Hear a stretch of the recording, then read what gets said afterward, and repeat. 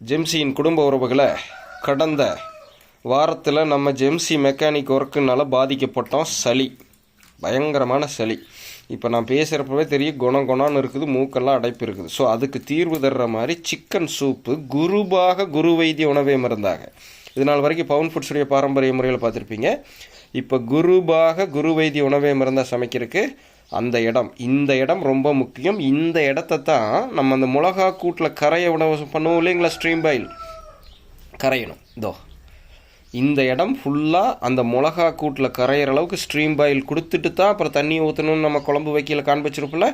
So ஈரல் போடாமல் இருக்கணும். ஸோ 2 ஈரல் வாங்கிட்டு வந்திருக்கோம். ஸோ இந்த ஈரலையும் போட்டுறாதீங்க. இந்த ஈரல் சூப் எடுத்ததுக்கப்புறம் தான் போடணும், உப்பு சேர்த்துனதுக்கப்புறம் தான் போடணும், கொதி நின்னதுக்கப்புறம் தான் போடணும். தெளிவாக பார்த்துக்குங்க. ஸோ ஈரல் இப்போதைக்கு நம்மளுக்கு தேவையில்லை, தனியாக எடுத்து வச்சிடலாம். இதுதான் அந்த பார்ட்டு.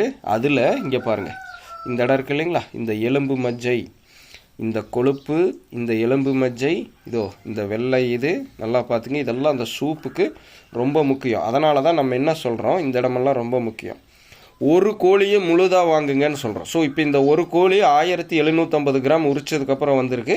மற்ற கோழியிலேருந்து ஒரு 250 கிராம், 2 கண்ணு முன்னாடி பிடிச்சி உரிச்சது, பழசு கிடையாது. ஓகே, ஸோ இப்படி தேர்ந்தெடுத்துங்க. கறியுடைய பக்குவத்தை மட்டும் தனியாக கேட்ட சகோதரிக்காக எல்லோரும் பார்க்கட்டும், குடும்ப உறவுகள்னு எடுத்து போடுறோம். பார்த்துங்க, இதுதான் அந்த விஷயம். தெளிவாக புரிந்து கொள்ளுங்கள். அடி வாங்கிடு ஓடிடுற அந்த பக்கம்.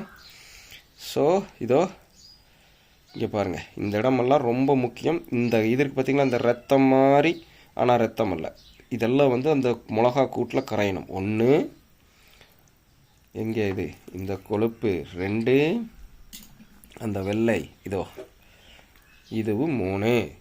ஓகே, இது எல்லாமே கரையணும். ஓகே, அது போக சில்லிக்கு எடுத்துருக்குறோம்.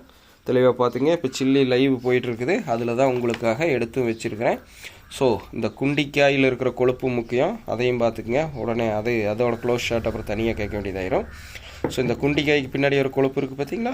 ஸோ இப்போ என்னென்னா 2 கோழியோடது வந்திருக்கு. 2 பேருக்கானது வேணும். நம்மளுக்கு சளிக்கு 2 நாளைக்கு வச்சுருந்து குடிக்கணும். ஸோ அதனால் 2 குண்டிக்காய், ஒரு கோழிக்கு 1 குண்டிக்காய் தான் இருக்கும். சரிங்களா. இப்போ நம்ம 2 குண்டிக்காய் வாங்கிட்டு வந்திருக்கோம். தெரியுங்களா மக்களே. என்ன திறமை ஜெம்சியின் குடும்ப உறவுகளை எச்சில் ஊறுகிறது. ஆரம்பிப்பாங்களா? நன்றி நன்றி நன்றி. தொடர்ந்து ஆதரவு பண்ணி கொடுங்க. ஜாயின் பண்ணியிருக்கிறவங்க தவறாமல் உங்கள் சுய விருப்பத்தின் பேரில் வேணால் பின்பற்றி பாருங்கள். நாங்கள் இப்படி தான் பல வருஷமாக சாப்பிட்டுக்கிறோம். பிராய்லர் கோழியை பயன்படுத்தினாலும், திரும்பவும் சொல்லிடுறேன், இது பிராய்லர் கோழியை ப்ரொமோட் பண்ணுறதுக்கான காணொலியில் பிராய்லர் கோழியில் சமைச்சா இப்படி சமைச்சிங்க. நாங்கள் குறைந்த செலவில் நிறைந்த ஊட்டச்சத்தை இப்படியும் பெற்றுக்கொள்கிறோம்.